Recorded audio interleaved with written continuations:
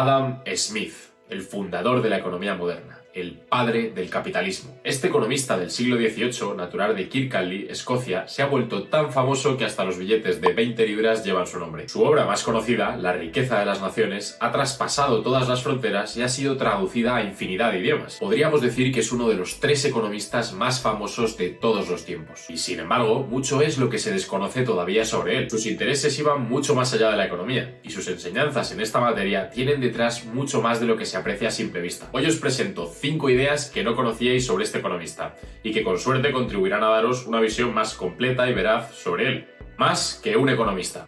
Todos tenemos a Adam Smith como el economista por excelencia, aquel que dedicó una década a escribir una obra monumental sobre economía que le valdría el calificativo más adelante de padre de la economía moderna. Sin embargo, Adam Smith es lo que se conoce como un polímata, aquel que tiene múltiples conocimientos en materias científicas o humanísticas, algo que era todavía factible en el siglo XVIII para hombres de la talla de Smith. Y es que pocos saben que Adam Smith no se hizo famoso durante su vida por publicar La riqueza de las naciones, algo que hizo ya a una edad bastante avanzada, sino por una obra de filosofía llamada La teoría de los sentimientos morales. Esta obra pretende explicar los fundamentos de la moral y su importancia para la sociedad, así como encontrar una ley universal que rija la moralidad. Adam Smith fue profesor durante su vida y cuando le concedieron en 1751 la cátedra en la Universidad de Glasgow, esta fue primero la de lógica y un año más tarde la de filosofía moral, publicando La teoría de los sentimientos morales en el año 59 y La riqueza de las naciones en el año 76. Además de su interés por la filosofía, en su obra podemos encontrar ensayos de poesía, estética, crítica literaria e incluso una historia de la astronomía. Pero lo cierto es que Smith, apenas una semana antes de su muerte, obligó a sus albaceas a quemar toda su obra, todos los manuscritos inacabados y aquellos que él no consideraba dignos de ser publicados. Lo poco que se salvó de la quema fue publicado años después de su muerte, en 1795, con el título de Ensayos filosóficos, una mezcla de artículos, reseñas y ensayos inacabados que se cree que fueron escritos durante la juventud de Smith. Por otra parte, tenemos los apuntes de sus alumnos de sus clases sobre fundamentos de derecho, recogidas en el libro Lecciones sobre jurisprudencia, y otros sobre retórica y bellas artes. El problema de Adam Smith.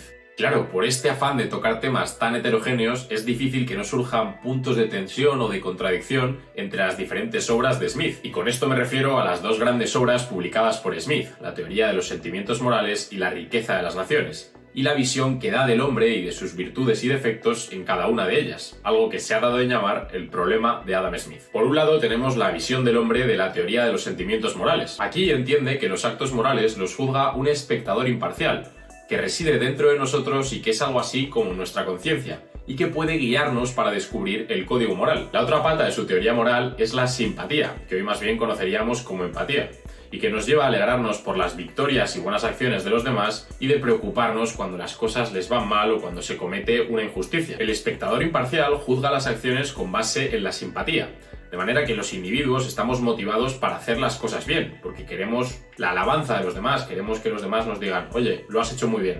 De manera que, según Smith, existe una propensión natural a que los individuos se comporten correctamente. Por último, no llega a explicar del todo la diferencia entre un acto moralmente bueno y moralmente malo, más allá de decir que será el espectador imparcial quien nos guíe, motivado por el motor de la simpatía. De manera que para sustentar su teoría moral hay que buscar una última explicación en Dios. En La riqueza de las naciones se observa un individuo muy distinto. Para darle fuerza a todo el edificio teórico, económico e institucional que había creado en La riqueza de las naciones, era necesario buscar un motor que impulsara a los individuos a actuar, a hacer girar la rueda del comercio. Este motor no podía ser otro que el propio interés, que coordinaba las interacciones de los individuos como si de una mano invisible se tratase. Smith lo expresa de la siguiente manera. Por lo general, cada individuo no intenta promover el bienestar público ni sabe cuánto está contribuyendo a ello. Prefiriendo apoyar la actividad doméstica a la foránea, solo busca su propia seguridad, y dirigiendo esta actividad de forma que consiga el mayor valor, solo busca su propia ganancia. Y en este, como en otros casos, está conducido por una mano invisible que promueve un objetivo que no entraba en sus propósitos. Tampoco es negativo para la sociedad que no sea parte de su intención, ya que persiguiendo su propio interés, promueve el de la sociedad, de forma más efectiva que si realmente intentase promoverlo. Esta es, por cierto, la única vez en toda la obra que menciona el nombre de mano invisible. Como podemos ver aquí, Smith pinta a un hombre preocupado por lo suyo, que se preocupa por su interés propio y solo de manera accidental promueve el bienestar de los demás. En la teoría de los sentimientos morales, la fuerza armonizadora era la simpatía, y en la riqueza de las naciones el interés propio. En ambos hay una mano oculta, pero en la primera parece ser más bien la mano de Dios y en la segunda una especie de mano invisible. Y finalmente, su descripción de los seres humanos en la teoría de los sentimientos morales es mucho más hermosa que la que da en su obra económica. En definitiva, el problema o contradicción de Adam Smith sigue suscitando hoy en día dudas entre los intelectuales. Las virtudes del Estado. Una de las cosas que los liberales neófitos de hoy esperan de Smith es su crítica contra el Estado, que defienda un Estado ultramínimo, que solo provea justicia, seguridad y poco más. Pero Smith veía en el Estado mucho más que esto. Veía el instrumento perfecto para arreglar lo que según él eran una serie de fallos de mercado. Smith, según su sistema de libertad natural, ve como funciones esenciales del Estado la justicia, la seguridad y las obras públicas. Piensa que el objetivo del Estado no debería ir mucho más allá y jamás inmiscuirse en las decisiones individuales de las personas sobre dónde vivir, dónde trabajar o qué invertir. Era muy crítico con las políticas mercantilistas de la época y con los privilegios que se le daban a los gremios, además de criticar las restricciones comerciales, los monopolios, etc. Las libertades económicas eran para Adam Smith derechos fundamentales. En fin, un auténtico liberal, según parece.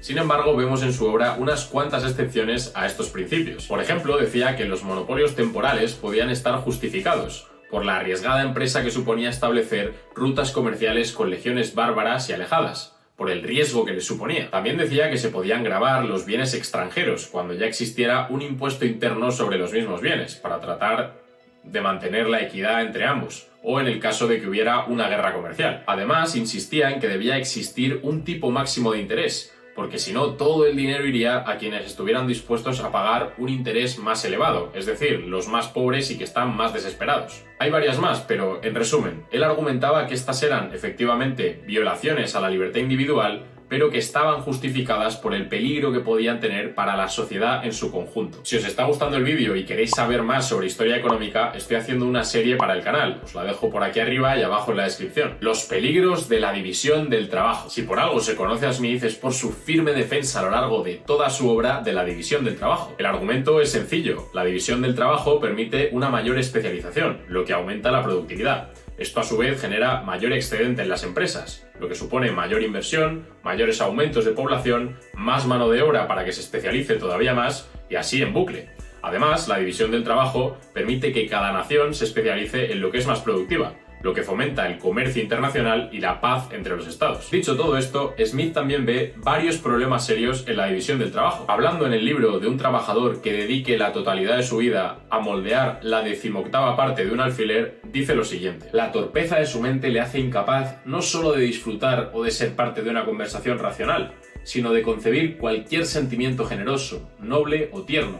La invariabilidad de la vida sedentaria llega a corromper su actividad corporal de tal modo que es incapaz de emplearse con vigor y perseverancia en cualquier ocupación que no sea aquella que le corresponde. Su destreza en esa tarea concreta parece, pues, adquirida a costa de la virtud intelectual, social y atlética. A pesar de estas duras declaraciones de Smith, admite que es posible una salvación para la clase trabajadora, siempre que el Estado provea una educación pública para todas las personas. De manera que Smith no solo critica la división del trabajo, sino que ve en la educación y en su provisión estatal una nueva función esencial del Estado, como la única llave para evitar la decadencia de las sociedades comerciales. Hume, el verdadero símbolo del capitalismo de libre mercado. Hume y Smith, dos filósofos que no solo vivieron en la misma época, sino que ambos eran escoceses y, a falta de mejor término, mejores amigos. Ambos se influyeron mutuamente durante toda la vida y las cartas que se escribieron dan prueba de ello. De hecho, hace poco terminé un libro que se llama El infiel y el profesor, de Daniel Rasmussen, que trata la amistad entre estos dos personajes a lo largo de toda su vida. Smith fue íntimo amigo de Hume y estuvo influido profundamente por su pensamiento. Es un libro muy ameno, lleno de anécdotas y otras reflexiones que ayudan a entender a estos dos autores mucho mejor y que recomiendo encarecidamente. Uno de los puntos sobre los que se detiene Rasmussen en su capítulo dedicado al estudio de la obra de Adam Smith, La riqueza de las naciones,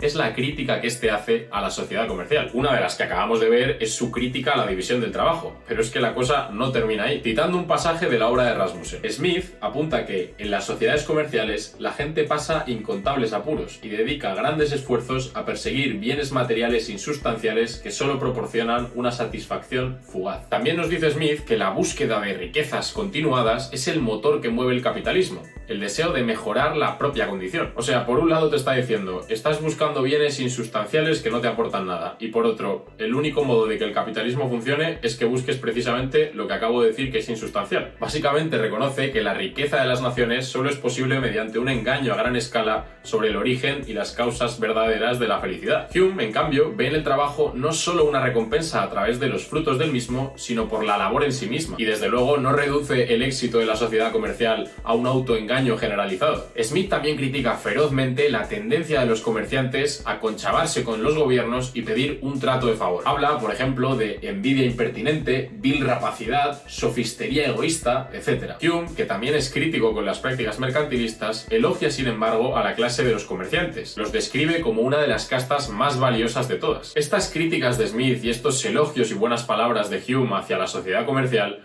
ha llevado a autores como Margaret Chabas a preguntarse por qué Smith y no Hume ha pasado a la historia como símbolo del capitalismo. Y esto es todo por hoy. Ahora os dejo con el vídeo que YouTube recomienda ver a continuación, a ver si acierta. Y ya que estás, suscríbete.